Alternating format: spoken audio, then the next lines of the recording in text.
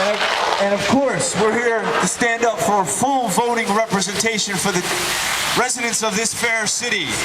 We need statehood for the District of Columbia. We want a vote in the House and 2 votes in the Senate. There's just no excuse. During the last Congress, just 3 votes kept D.C. from getting voting rights on Capitol Hill. Today, the process began again, but this year supporters say their chances look good. Sam Ford explains. If you ask many D.C. residents, they'll tell you it should have happened already. Get with it, guys. You know, it's a little long and happening, don't you think? You pay taxes, you should get a representative in Congress. At a House Judiciary Committee hearing, it was clear the matter's high on Congress's agenda. The majority leader himself led off testimony in favor. Washington, D.C. is the only capital in the free world whose citizens do not have a voting member of their parliament. The bill's the same one that passed the House in the last Congress but failed in the Senate. Predominantly Democratic D.C. would get a voting House seat, balanced off by giving an additional House seat to Republican Utah. The man who originally wrote that bill's retired now but was at today's hearing. I think it's going to go this time. I think we're going to make history. And Mayor Fenty, who's met with the president, says Obama's on board. He's unwavering. Also, D.C.'s currently non-voting delegate says she's optimistic about Senate passage this time because 6 Republicans who voted against last time have been replaced by Democrats. And 8 Republicans that voted for the bill are still here. Every last one of them. None of them lost. What does that tell you?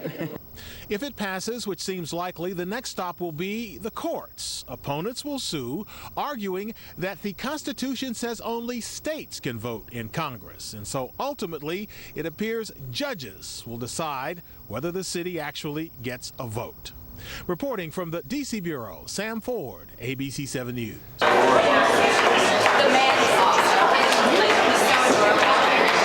If things go the Democrats' way on the Hill, Washingtonians are going to need new license plates. The new Congress has the best shot yet at getting a representative for D.C.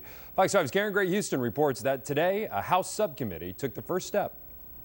Taxation without representation. The slogan and license plate campaign may finally pay off. We've come a long way. That's what I'd say. What may push it over the top after a decades-long battle? Democrats scored huge gains on the coattails of the Obama presidency, and now they feel the power.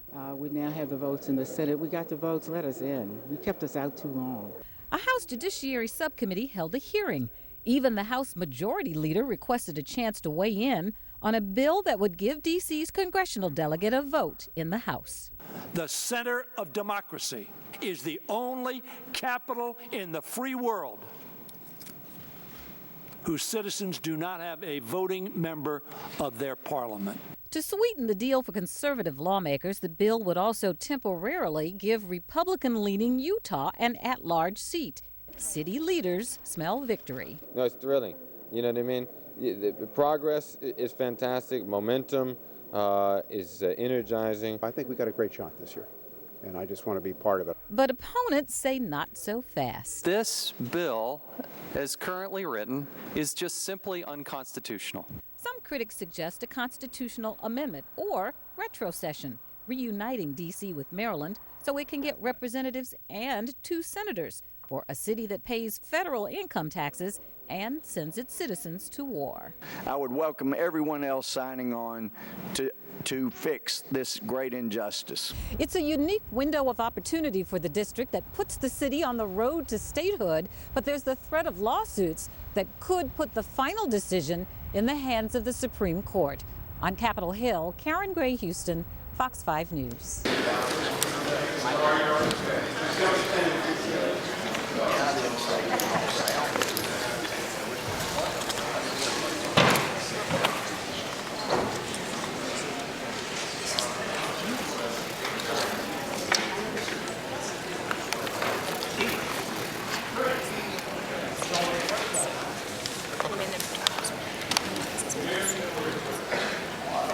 In the long fight to get Congress to approve limited voting rights for city residents. This time they say the odds are with them. Tom Sherwood is here to explain. Tom? Wendy, there is hope that Congress will be more receptive this year. The city was very close last year, but the battle is far from won.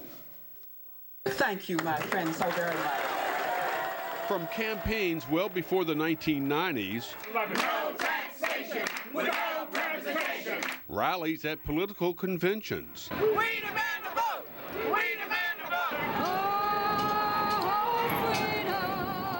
and a march on Congress last year that filled city streets. District citizens have sought a voting voice in Congress, but never quite made it. We're right here, Congress. We're right in front of your face. Tuesday, citizens like National Guard Captain Yolanda Lee were back in Congress, testifying on the latest bill to grant one vote in the House for city citizens. She spoke for her whole family.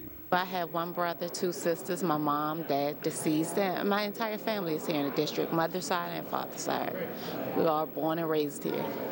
Tuesday's hearing was filled with debates over the constitutionality of the D.C. voting rights issue, whether courts would approve the plan or not. Maryland Congressman Steny Hoyer, the House Majority Leader, said the bill will pass the House and Senate this year after narrowly failing last year.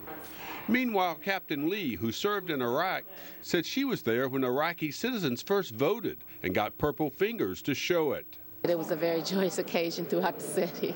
Would you like a purple thumb? Yes.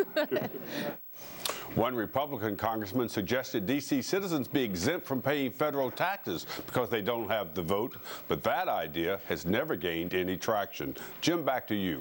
Thanks, Tom.